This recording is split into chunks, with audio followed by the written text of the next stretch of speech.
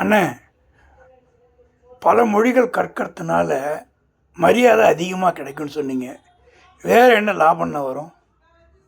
ஒரு மொழி அழியாமல் செழித்து ஓங்கணும் அப்படின்னா பல மொழிகள் இருக்கக்கூடிய சிறப்பான இலக்கியங்களை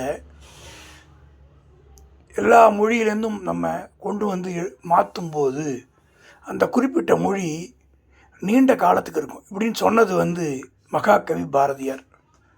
என்ன, பலமொழி சாஸ்திரங்கள் தமிழ் மொழியில் மொழிபெயர்க்க வேண்டும், அறிவியல் வார்த்தைகள் அறிவியல் மொழியை தமிழில் மொழிபெயர்க்கணும்னு சொன்னார். அதெல்லாம் ஒரு உயர்ந்த சிந்தனை. ஒரு விஷயத்தை நம்ம செய்யும்போது தான் அந்த செயல் முழுமையாக அடையும். ஒரு மொழி எழுத்து வடிவிலையும் இருக்கணும், பேச்சு வடிவிலையும் இருந்தால் தான் அந்த மொழி அழியாமல் இருக்கும். அப்போ நம்ம நிறையா மொழி கற்றுக்கும்போது நிறையா மொழிகளை பேசுகிறோம், பேசுகிற மக்கள் அதிகமாக வராங்க. அதை எழுதவும் பழகிட்டோன்னா அந்த மொழிக்கான சிறப்பு நமக்கு கிடைக்கும். கூடுதலாக நிறைய வேலை வாய்ப்பு கிடைக்கும். அண்ணா, காமெடி பண்ணாதீங்கண்ணா, வேலை வாய்ப்பு எப்படின்னா கிடைக்கும்? கோவாலு ஒருத்தர் யூடியூப்பில் வீடியோ போடுறார். என்ன எதிர்பார்ப்பார்? எதை கண்டென்ட், எந்த பொருள் எடுத்து பேசலான்னு பார்ப்பார்.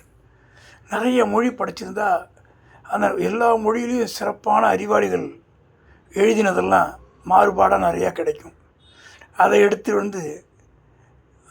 ஒரு ஃப்ரெஞ்சில் நல்ல விஷயத்தை கொண்டு வந்து தமிழில் சொல்லலாம், ஒரு தெலுங்கில் இருக்கிற நல்ல விஷயத்தை கொண்டு வந்து தமிழில் சொல்லலாம். அப்படி சொல்லும்போது இவருடைய வீடியோவை நிறைய பேர் பார்ப்பாங்க, இவருக்கு சப்ஸ்கிரைபர் அதிகமாவாங்க, வருமானம் வரும். அண்ணா, அருமையாக வித்தியாசமாக சொல்கிறீங்கண்ணே. ஆமாம் கோபால், கற்றதுனால ஏதாவது கெடுதல் வருமா? தொட்டனை தூரும் மணற்கேணி மாந்தற்கு கற்றனை தூரும் அறிவு. படிக்க படிக்க அறிவு வளரப்போகுது. நல்ல இலக்கியங்கள்லாம் படிக்கும்போது நம்முடைய மனம் வாழ்க்கை என்னங்கிறத தெரிஞ்சுக்கும், வாழ்க்கையுடைய அருமை புரிஞ்சு மகிழ்ச்சி நிறையா கிடைக்கும், மன அமைதி கிடைக்கும்.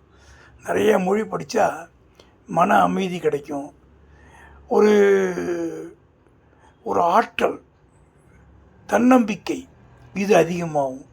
அது இல்லாமல் நம்மளால் அடுத்தவங்களுக்கு உதவி செய்ய முடியும். அது எப்படின்னா, அது அடுத்த இதில் சொல்கிறேன்ப்பா. சரி.